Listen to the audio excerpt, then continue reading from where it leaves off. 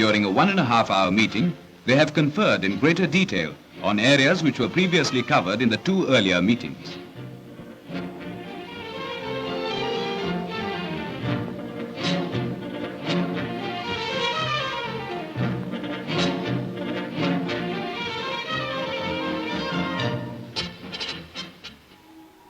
The Washington home of Senator John Sherman Cooper, former United States Ambassador to India.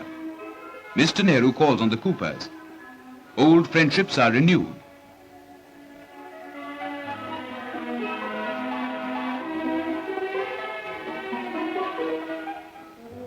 Later in the day, at the Indian Embassy, Mr. Nehru addresses Indian nationals in Washington. He explains to them the implications of non-alignment, which means an independent stand on world problems. He speaks of the developments in India, the phenomenal growth of education, and the changes Panchayat Raj is bringing about in rural areas. The Prime Minister asks Indian students in the United States not to lose sight of their obligations to their motherland, but to work for its prosperity.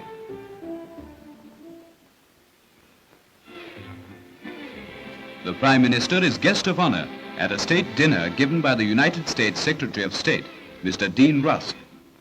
The guest and the host meet the invitees. The dinner is held in the resplendent Benjamin Franklin dining room. Speeches made by Mr. Nehru and Mr. Rusk on the occasion underscore the common ideals of India and the United States. Mr. Rusk takes Mr. Nehru round Benjamin Franklin's room. Philosopher, statesman, and man of letters, Benjamin Franklin was one of the founding fathers of the United States. November the 9th, Mr. Nehru is the guest at a lunch given by the National Press Club, Washington.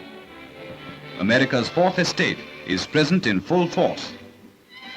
In a brief speech, the president of the National Press Club welcomes Mr. Nehru.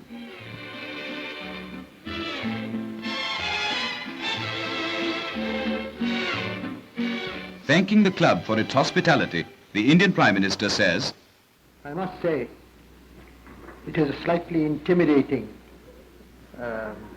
experience to meet so many of members of the press whose words not only go across the United States but to all parts of the world.